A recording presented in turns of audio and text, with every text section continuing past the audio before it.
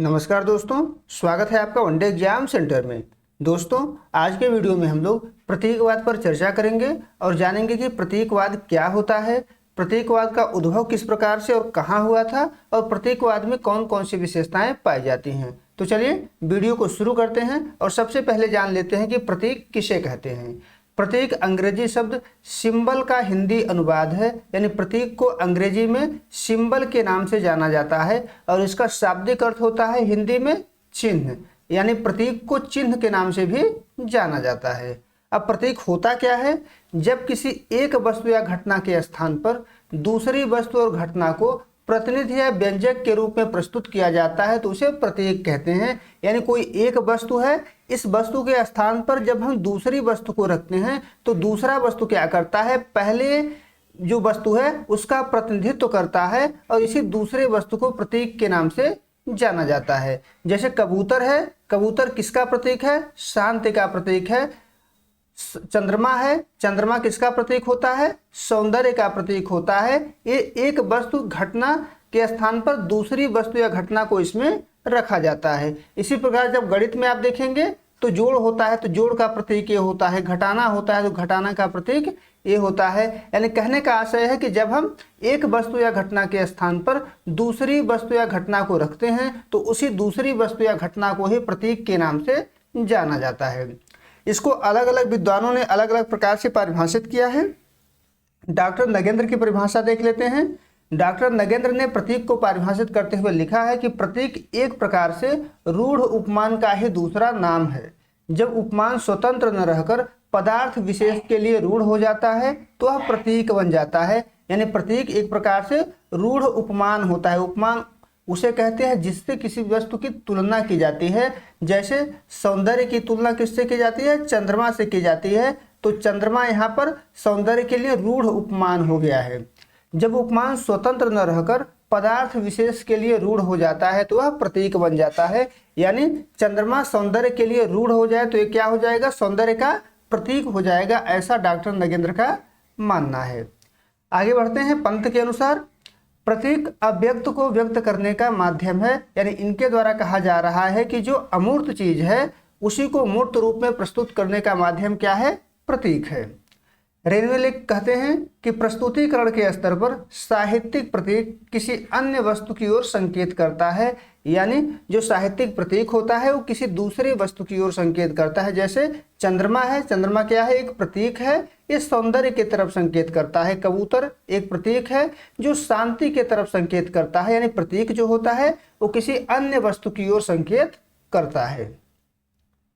कुल मिलाकर हम कह सकते हैं कि प्रतीक ऐसी वस्तु या घटना को कहते हैं जो दूसरी वस्तु और घटना का प्रतिनिधित्व करता है। यानी जब हम एक वस्तु या घटना के स्थान पर दूसरे वस्तु या घटना को रखते हैं तो वही दूसरा वस्तु या घटना प्रतीक के नाम से जाना जाता है। आगे बढ़ते हैं। अब जान लेते हैं कि प्रतीकवाद का उद्भव कब और किस प्रकार से हुआ था। प्रतीकवाद का उद्भव 19वीं शताब्दी के अंत में फ्रांस से माना जाता है। ऐसा माना जाता है कि प्रतीकवाद का उद्भव 19वीं शताब्दी के अंत में फ्रांस में हुआ था। यह रियलिज्म और पार्नेसियनिज्म के प्रतिक्रिया में हुआ आंदोलन है। यानी जो यथार्थवाद था, यथार्थवाद के विरोध में यह आंदोलन उत्पन्न हुआ था। यानी जो प्रतीकवाद है वो यथार्थवाद का विरोधी है। फ्रांस में यथार्थवादियों ने नग्न यथार्थ का चित्रण शुरू किया तो इसको विरोध में आध्यात्मिक मूल्यों को महत्व दिया जाने लगा। यानी जब फ्रांस के यथार्थवादियों ने नग्न यथार्थ का चित्रण शुरू कर दिया तो उसी का विरोध करते हुए आध्यात्मिक मूल्यों को महत्व दिया जाने लगा, आदर्शवाद को महत्व दिया जाने लगा। उसी आध्यात्मिक मूल्यों को और आदर्शवाद को व्यक्त करने के लिए प्रतीकों का प्रयोग किया जाने लगा और यहीं से प्रतीकवाद का उद्भव होता है। प्रतीकवाद के उद्भव में जो 1886 का वर्ष है ये बहुत ज़्यादा महत्वपूर्ण माना जाता है। इसी वर्ष फ्रांस का जो कवि था एक, जिसका नाम था जीन मोरिआस, उसने क्या किया, एक महत्वपूर्ण पत्रिका निकलता था फिगारो। इसी फिगारो नामक पत्र में प्रतीकवाद का घोषणा पत्र प्रकाशित करता है, उसके सिद्धांतों को प्रकाशित करता है। यानी यहीं से मुख्य रूप से प्रतीकवाद की शुरुआत मानी जाती है जब जीन आस मोरे के द्वारा फिगारो नामक पत्र में प्रतीकवाद का घोषणा पत्र प्रकाशित किया जाता है। इसके बाद 1891 ईस्वी में अल्बर्ट ओरिएट ने एक लेख में प्रतीकवाद को स्पष्ट किया और साहित्य में भावनात्मकता और प्रतीकात्मकता को आवश्यक बताया, यानी अनिवार्य कर दिया कि साहित्य में भावनात्मकता होनी चाहिए और प्रतीकात्मकता होनी चाहिए। कहने का आशय यह है कि जीन मोरे आज के बाद अल्बर्ट ओरिएट ने भी इसको परिभाषित किया और साहित्य में प्रतीकवाद को एक आवश्यक तत्व के रूप में बताया। इसके जो प्रमुख विद्वान हैं अल्बर्ट ओरिएट और जीन मोरियास तो हैं ही, इनके अलावा एडगर एलन पो हैं, बादलेयर वर्लिन हैं, मलारमे हैं, रिम्बो हैं। ये सभी क्या है? प्रतीकवादी विद्वान हैं, प्रतीकवाद को मानने वाले हैं, प्रतीकवाद के समर्थक हैं।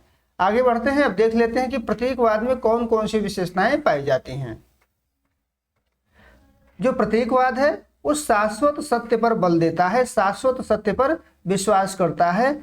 इसके अनुसार अकेली घटना या अकेला व्यक्ति महत्वहीन होता है, किसी काम का नहीं होता है। इनका मानना है कि घटनाओं और पात्रों को शाश्वत प्रतीक के माध्यम से दिखाया जाना चाहिए। यानी हम साहित्य में जिस घटना का चर्चा कर रहे हैं, जिन पात्रों की बात कर रहे हैं, उनको शाश्वत प्रतीकों के माध्यम से अभिव्यक्त किया जाना चाहिए, ऐसा प्रतीकवादियों का मानना है।